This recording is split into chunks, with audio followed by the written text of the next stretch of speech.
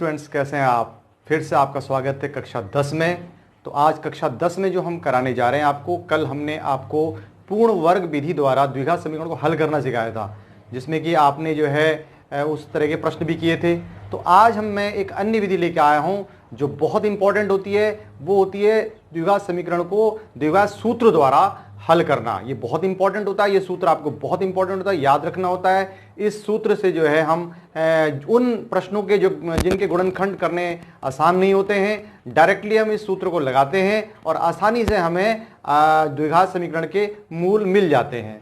तो इस जो सूत्र को हम श्रीधराचार्य सूत्र भी कहते हैं, एग्जाम में आता है। श्रीधराचार्य सूत्र लिखिए, 1 मार्क्स में आता है। तो श्रीधराचार्य सूत्र या द्विघात सूत्र या क्वाड्रेटिक फार्मूला ये है। तो आज मैं इसको आपको बताने जा रहा हूं, तो आप विस्तार से समझिए।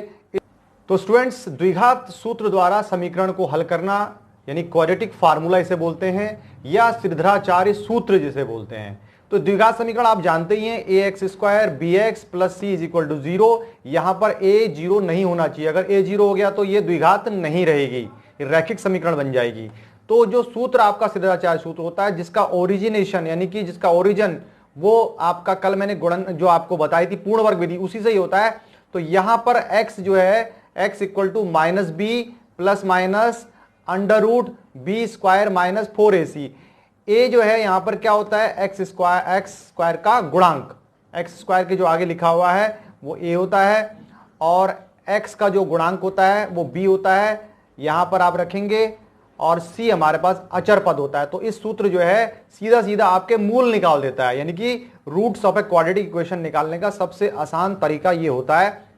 तो आप इसको ध्यान देंगे, इस सूत्र को बहुत अच्छी तरह से याद कर लेंगे। सूत्र निकालने यानी अल्फा बीटा, यानी कि प्लस और माइनस, एक बार प्लस में लेना है और एक बार माइनस में लेना है। तो ये हमारे पास द्विघात सूत्र इसे कहते हैं, या फिर क्वाड्रेटिक फार्मूला या श्रीधराचार्य सूत्र, ये सब एक ही चीज है। तो अब आप ध्यान दीजिए कि द्विघात समीकरण का जो विविधकर होता है, जिसे हम डिस्क्रिमिनेंट बोलते हैं इंग्लिश में, विविधकर क्या होता है जी, वो बहुत इंपॉर्टेंट चीज होता है। वो मूल जो बताता है कि मूल किस तरह के हैं, मूलों का अस्तित्व है या नहीं है, मूल वास्तविक हैं या नहीं है, सब इसी पर डिपेंड करता है। तो d जो होता है वो होता है b² - 4ac। तो अब कभी भी आपको कोई द्विघात समीकरण हल करनी होती है तो d सबसे पहले निकालना होता है। देखिए यहाँ पर ये d है, तो इस फार्मूले को हम ऐसे भी लिख सकते हैं, ये फार्मूला -b ± अब आपको पता चल गया इसे हम क्या बोलते हैं, d यानी डिस्क्रिमिनेंट अपॉन 2a। तो ये फार्मूला आपका ये भी बन गया। तो आपको अच्छी तरह से याद रखना है कि जो द्विघात समीकरण का जो विविधकर होता है वो d होता है, और d मींस डिस्क्रिमिनेंट, इसे विवेचक भी बोलते हैं हिंदी में। तो b² - 4ac। अब ये डिपेंड करता है कि द्विघात समीकरण आपको दे रखी है कि उसका हल है या नहीं है, अस्तित्व है या नहीं है, मूल वास्तविक हैं या वास्तविक नहीं है।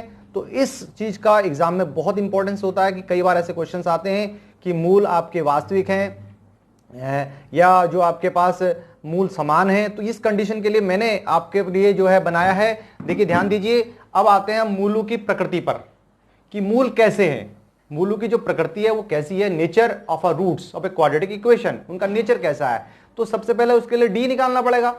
तो d b² - 4ac करके, जो आपको पता ही है b जो आप यहां से निकाल लेंगे, x का गुणांक, ये सब चीजें आपको पहले से ही पता होंगी, तो बहुत आसानी से आप ये d निकाल लेंगे। अब जैसे ही आपने d निकाला तो या तो d पॉजिटिव आएगा यानी ग्रेटर देन 0, 0 से बड़ा, या फिर जो है 0 के बराबर आएगा, या फिर 0 से छोटा आएगा। तो इसके अलावा कोई कंडीशन होती नहीं है, या तो धनात्मक आएगा या बिल्कुल 0 आ जाएगा या ऋणात्मक आएगा। तो अगर d जो है 0 से बड़ा मिलता है आपको, यानी कि d जो है 0 से बड़ा मिलता है, यानी कि 4, 5, 6 यानी पॉजिटिव मिलता है, सीधी सी बात आपको ध्यान रखना है, पॉजिटिव मिलता है, तो मूल उसके वास्तविक होंगे तथा भिन्न होंगे। मूल तो वास्तविक होंगे और वो भिन्न भी होंगे, दो मूल निकलेंगे, वास्तविक होंगे और भिन्न होंगे, आप उनको जो है निकाल सकते हैं। और अगर d 0 आ जाता है तो मूल क्या होंगे, वास्तविक और समान।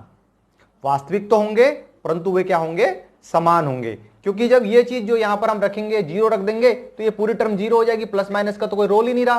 तो सीधा सीधा फार्मूला हो जाएगा -b/2a। तो सीधा सीधा मूल क्या होंगे, वास्तविक होंगे और समान होंगे।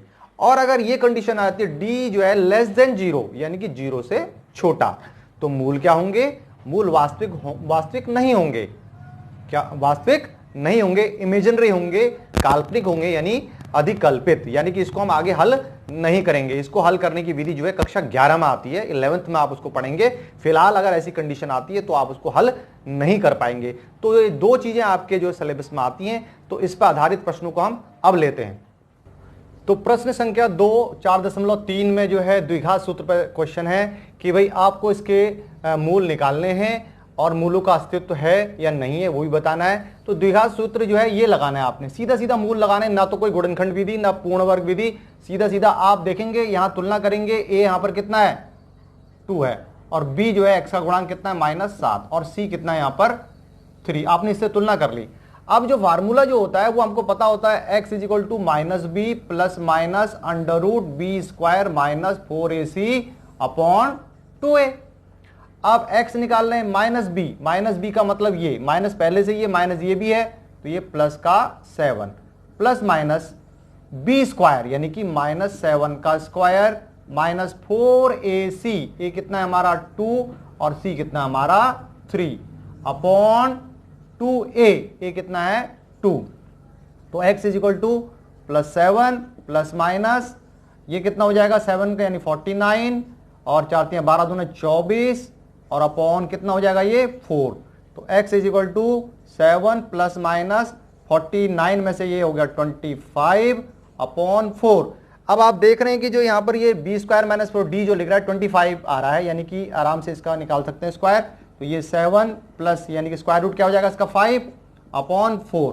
तो एक बार प्लस में लेना है यानी 7 + 5/4 कॉमा और एक बार इसको क्या लेना है माइनस में लेना है। तो जब यहां पर लेके कितना हो गया 12 अपॉन 4 और यहां पे कितना हो गया आपका 2 अपॉन 4। तो यहां से 3 और यहां से 1 अपॉन 2। तो आप देख रहे हैं जो रूट आपके निकले, एक क्या निकला आपका 3 निकला और एक निकला 1 अपॉन 2। तो ये दो रूट आपके निकल गए, दो मूल आपके बहुत आसानी से निकल गए। तो इस सूत्र में क्या होता है कि बहुत आसानी से आपको डायरेक्ट रखना होता है, फार्मूले में रखिए और उसको सॉल्व कर लीजिए। तो इस तरह के जो प्रश्नों को हम आगे भी आपको बताते रहेंगे।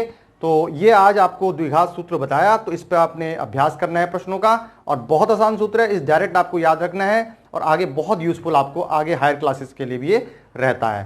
Thank you.